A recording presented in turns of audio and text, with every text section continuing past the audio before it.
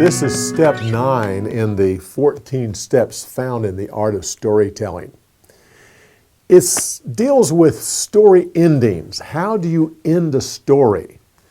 And like I mentioned in the book, this is difficult. I personally don't find a good ending until I've told the story 5 or 6 times. And yet, we're asking our storytellers to come up with one at the spur of the moment. Now, with an Aesop fable, traditionally, they end with the moral of the story.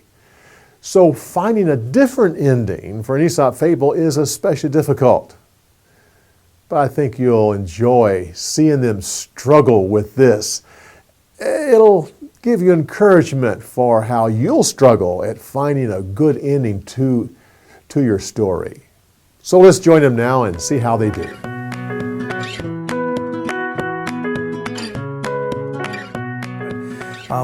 Basically what I've been saying is something like if you want to tell someone what to do, you ought to be willing to be a good example, to show them. You ought to be able to do it yourself. Right. Something like that. What I would prefer to do is to somehow incorporate that into the story itself as opposed to having it as a coda. But I'm not sure how I would do that at this point, but that's what I'd like to do. So the mother crab, she tried to point her toes outward, and she when she did, she fell flat on her face. It was so embarrassing, right there in front of her son. And she thought, well, I guess next time I want to ask my son to do something, I should try it myself first. Very good. So the mother crab falls on her face. She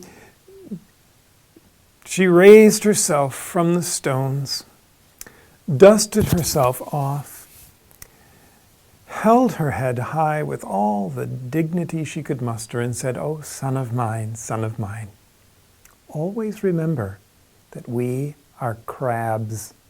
We must be who we are." Yes, okay. It's a different moral, but...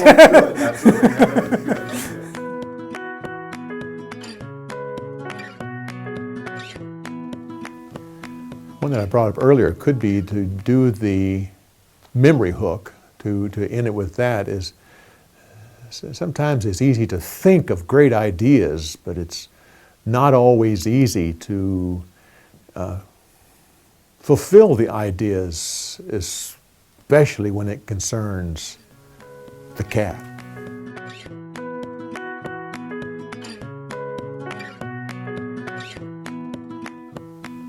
The moral seems almost anticlimactic because I think the central truth is pretty obvious that this gnat was a conceited little creature.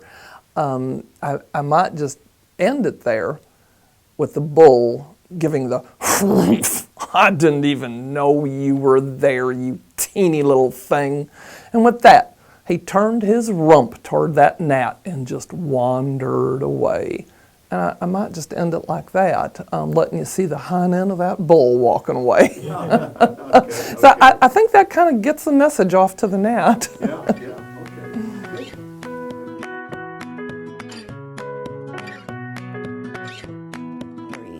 I might add another animal or animals to the story. And in that story, when I get to the ending of the story and the dog comes out of the water, then it would give it a whole different look. So let's try that. So the dog jumped down into the water, and when he came out, there was that fox, there was that crow, there was that turtle he met along the way, all of them wanting just a little bit of that meat. And now they were looking at me and laughing. And they said, "You know, being greedy can make you lose everything."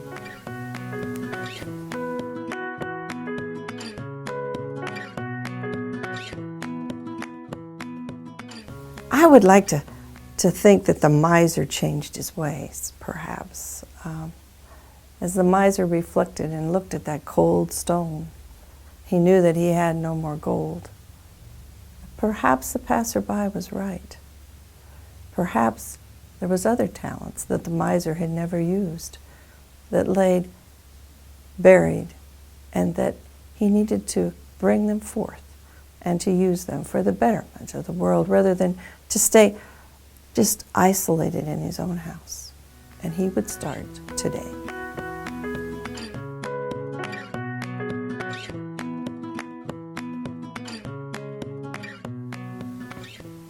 I think if I were going to work on a different ending for this story, I would maybe think about the idea of passing the lesson down to the next generation. So I might include some of the sons or daughters.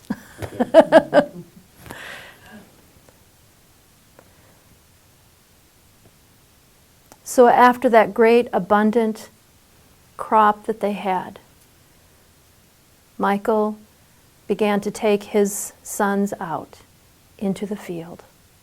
And he took Luke and Andrew with him every day and taught them to plow and taught them to be faithful in their work. And they too whistled while they worked.